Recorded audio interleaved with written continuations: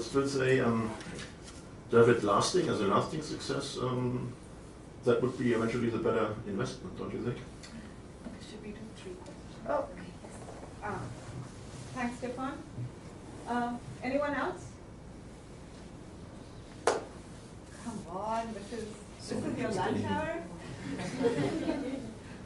Okay, go for it. So research shows that, yes, investing in early childhood education is the best investment for behavior change.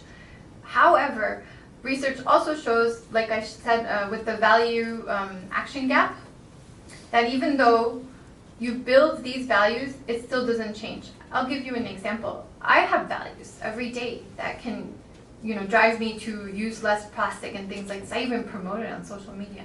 But when it comes down to it, my sister gets me who's here today, she gets me a coffee from Isaac Toast with plastic, and I will use it. I didn't give her a reusable cup because of fast action.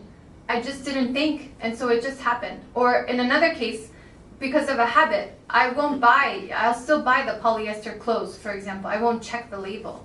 So in many other cases as a consumer, on a daily basis, I may make a lot of choices. I leave the water running, I use too much heat, da-da-da-da-da. So all these things, even though I have the values, there's a context at that moment that prevents me from change.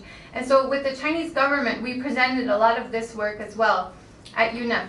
Because despite the fact that primary education can show that as an adult, there's so many other factors that prompt you to not follow that norm. And that's because of these biases. You have to follow the herd. If everybody else is changing towards meat consumption in India, for example, as a youth, you maybe feel pressured to change also. Without question or just following the bias, you change. So these are the things that at a primary school education level, we do want to choose, but then when we get into adulthood, all these other factors like wanting to own a car, etc., come into play. So I have a couple of questions, Sara. First, what would you suggest for people who are designing programs and who are on the side of thinking strategically? What would your key pieces of advice be? The second was, when I joined the GCF, one of my first examinations was, well, to what extent have we examined within the evidence field what works in pro-conservation behavior? And what I found was actually not much mainstream economics work had been done in this space. Most of the work had come from psychology. But of course, economists and psychologists don't speak to each other. They've only started to speak now. But again, I feel like we need to do something to catalyze that interaction and catalyze that across silos research. So any thoughts about that? Mm-hmm. Yes, so this is why we sort of did this 1, 2, 3, 4, 5, 6-step approach, was to be able to recommend how this can be integrated more easily into the work of policymakers or in program design. And so I think the key first step is to define the key behaviors that we can change or one would wish to change through a project, for example. If we're designing a project for water conservation in a certain context, what are the barriers to prevent the change, or what are the behaviors that will need to change to ensure technology adoption or a change in behavior? So setting the priorities, I think that's the first step. And then looking at doing these diagnostics of the behaviors. What's preventing, what can we, who can be the champions, or what are the tools that can be used, the most effective tools. And then following on the second question, I think that requires, it is an interdisciplinary field, and so people use different terms for different things. I think that's one of the challenges, but we are bridging that slowly because more evaluation, more evidence is happening. So I think it's important to do more research and more evidence in the developing countries, especially in those countries that will have or are having high consumption impacts on the environment already. Thank you. Abra, anyone else? John and Stefan. So Abra, please use the mic because we're recording. So I'm sorry if this is a bit too specific, but it also relates back to your the question on paternalism. But how do you recommend going about, in some cases where we're trying to change behavior where in some cultures they might get very defensive and they see it as infringement on their way of life and so they almost over exaggerate their current behaviors to counter that. Mm. Thanks, Sara. Yes, in understanding people's behaviors, understanding the context is one of those most important factors. And then the most significant context for people I think is country. So did you find any different behavioral context between countries? Like some countries are more rational, some countries are more irrational.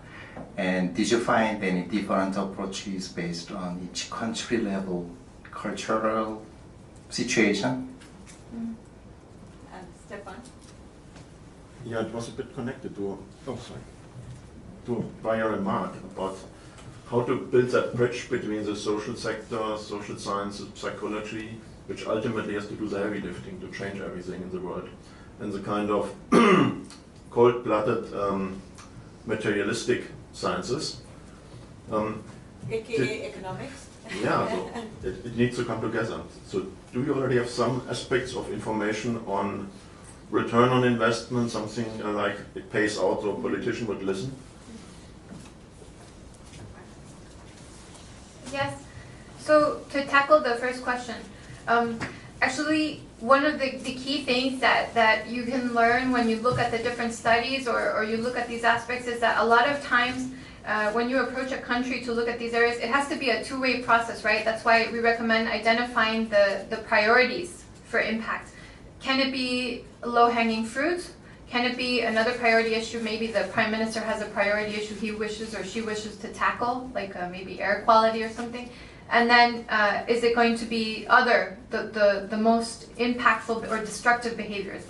So one has to work with the government to build the bridge and understanding of what one needs to tackle. That's a two-way process. And then there's other behaviors within the country that are traditional behaviors that may be in tune with the environment. For example, indigenous practices, traditional behaviors. There's a case in Sri Lanka that's one of the best cases on that. It's a traditional water catchment system from the time, 3,000 years ago. And that traditional behavior, these indigenous practices, we can see that are more sustainable consumption practices, but maybe not in tune with the modern lifestyles. So I think it depends on the context, and you need to look at the context of each country and work together to identify the priorities so that it's not seen as a top-down. And then in terms of the context, again, I don't think that we could do that, because what we recommend in the paper is that there are different markers that give you different results in each study. So for example, it can be linked to income. It can be linked to issues of gender. There are different gender biases and gender practices. There can be issues of stereotyping. So many different diverse factors that determine in which context this will work and in which context that tool will work. Ages, for example, generational differences are another key factor. So a group in their 50s may not have the same patterns as a group in their 20s. So it depends a lot. And then in terms of the building the bridge between disciplines, exactly, I fully believe in using more interdisciplinary approaches.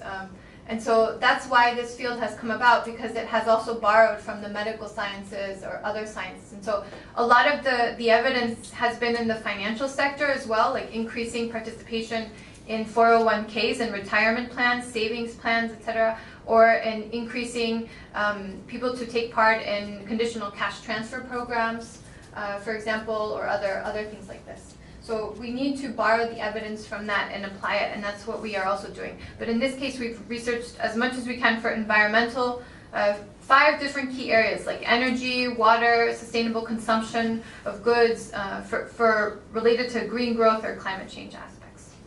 Sara, if you permit me, just a couple of things to add to what you said. So Stefan, actually, it's interesting in psychology, which has traditionally used randomized control trials from the medical discipline.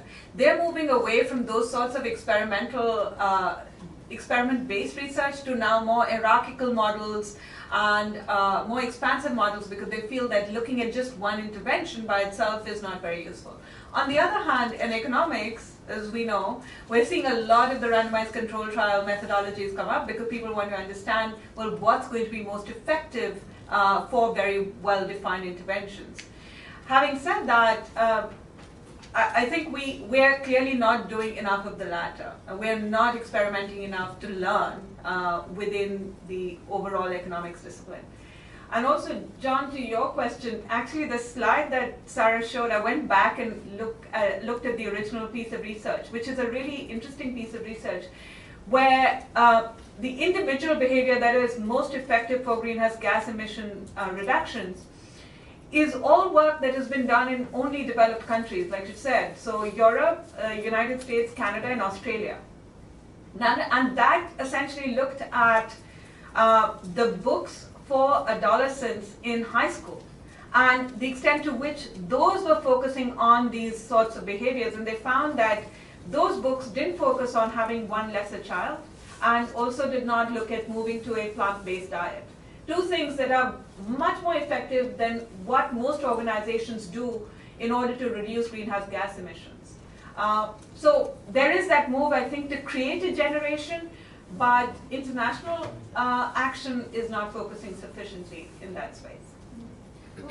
We did a project with the government of Pakistan, actually, and it's still continuing now to change the primary school curriculum. So the Ministry of Climate Change in Pakistan is driving that with the Ministry of Education. And now they're going to change the entire curriculum to include more resource efficiency and environmental entrepreneurship issues into this.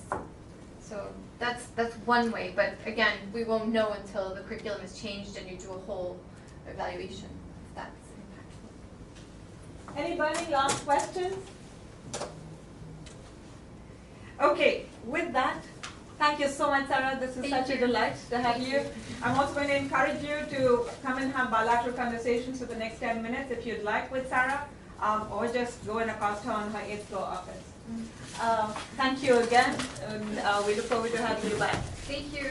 Thank you, everyone.